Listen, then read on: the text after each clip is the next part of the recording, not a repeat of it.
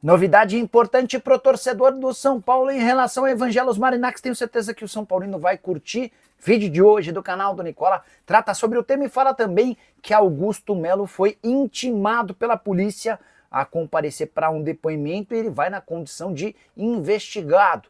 Falo também sobre o Palmeiras com 100% de aproveitamento na cidade do jogo dessa quinta-feira.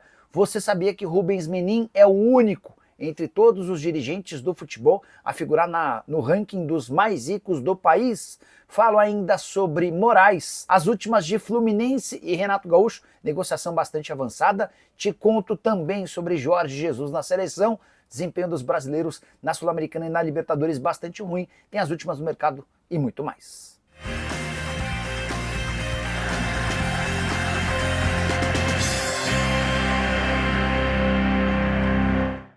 Fala aí pessoal, sou Jorge Nicola, bem-vindos a mais um vídeo do canal. Sempre bom ter vocês por aqui, sem perder tempo, só pedir para deixar like, se inscrever no canal e ativar as notificações.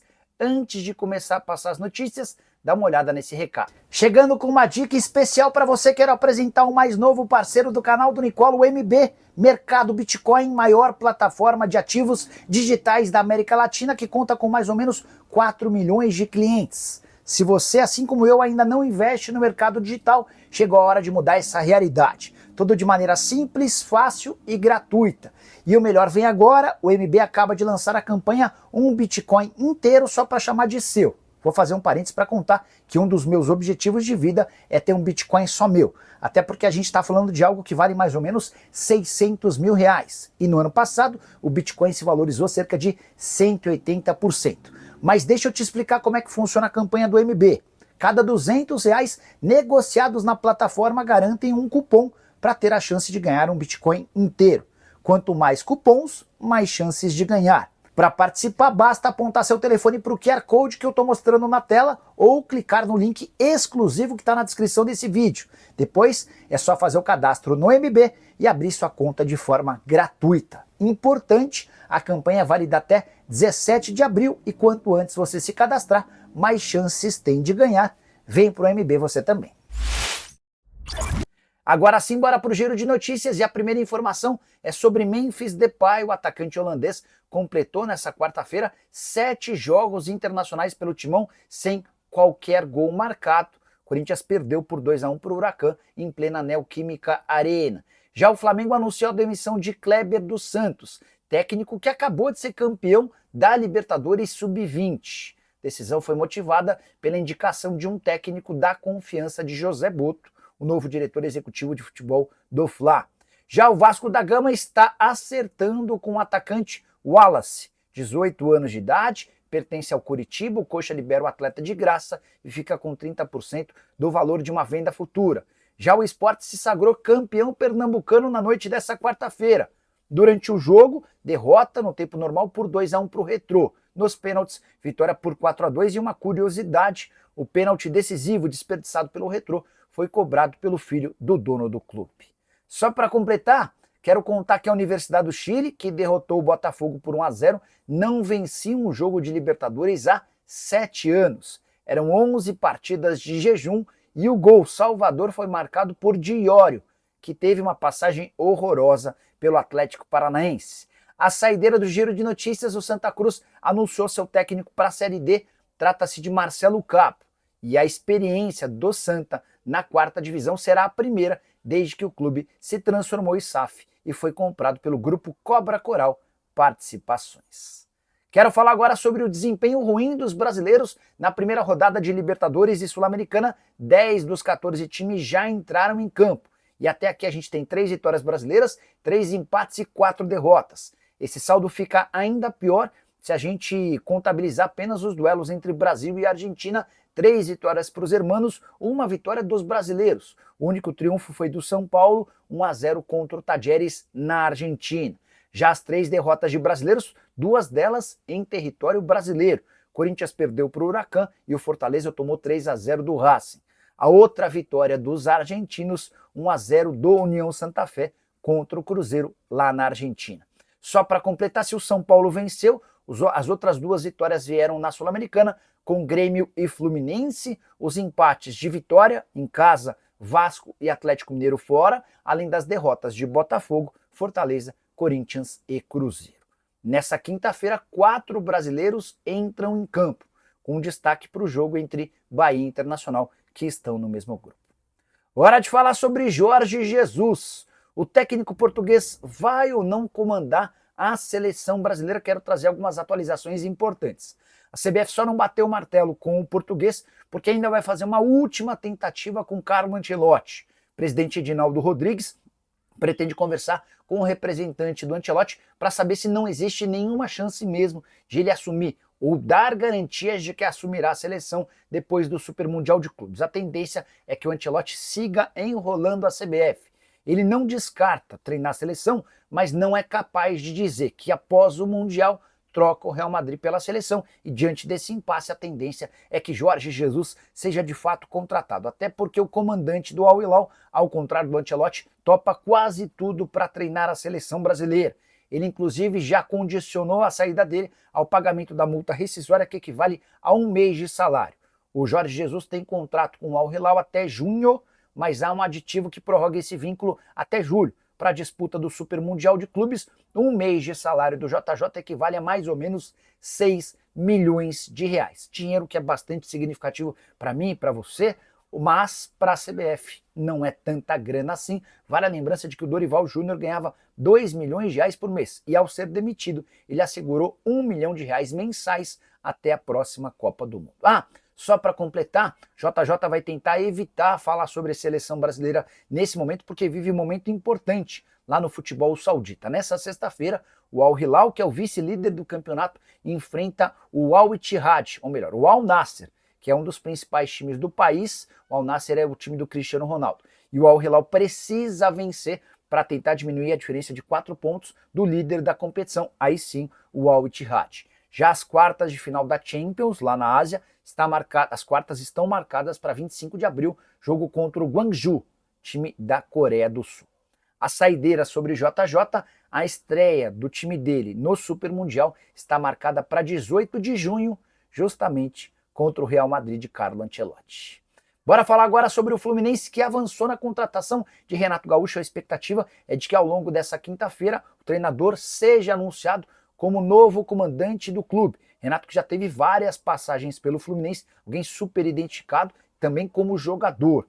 Importante lembrar que o Renato havia deixado o Grêmio no fim da temporada, recebeu vários convites, mas rejeitou todos, pedindo números estratosféricos. A pedida pro Fluminense foi menor, 1,5 milhão de reais por mês apenas para ele. O Fluminense ofereceu uma quantia menor e esses últimos detalhes estavam sendo acertados na manhã dessa quinta-feira. O fato de o Fluminense disputar o Super Mundial de Clubes é um enorme trunfo nessa negociação com o Renato, que está de olho na possibilidade de expor seu trabalho para todo o planeta. O Flu nem tem um grupo tão complicado assim na Libertadores da América. Só para completar, queria contar para vocês que o Flu não tem técnico desde a demissão de Mano Menezes após a derrota na estreia do Campeonato Brasileiro para o Fortaleza no Castelão. O Marcão foi o interino na vitória por 1-0 contra o AC Caldas na última terça-feira na Copa Sul-Americana. Antes de se acertar ou de encaminhar o acerto com o Renato, o Fluminense já havia ouvido não de Dorival Júnior e Gabriel Milito. Hora de falar sobre Moraes. O atacante artilheiro do Campeonato Paranaense, com 8 gols em 16 jogos, pode pintar no Vasco. Fui o primeiro a contar para vocês no início da semana sobre alguns clubes brasileiros interessados nesse jogador que pertence ao Maringá e que de fato fez grande campeonato estadual, só 24 anos de idade. Quero trazer algumas atualizações. A única proposta oficial feita ao Maringá foi do Atlético Paranaense, oferta de empréstimo já descartada pelo Maringá. O Juventude, que era um dos interessados, já se retirou da disputa por entender que não vai conseguir chegar aos 5 milhões de reais pedidos pelo Maringá. A dupla Bavi, o Vasco e o Red Bull Bragantino fizeram sondagens ainda sem proposta. Depois do empate em 3-3 com o Melgar, lá no Peru, na estreia do Vasco na Copa Sul-Americana, o Marcelo Santana, que é o diretor executivo de futebol do clube, foi perguntado sobre o Moraes e respondeu que não é provável que o Vasco anuncie até 11 de abril, data final da janela de inscrições, qualquer reforço, mas o Vasco estava atento às possibilidades no mercado. Só para completar, registrar que o 3-3 contra o Melgar também voltou a irritar o torcedor cruzmaltino, especialmente em relação a Fábio Carille.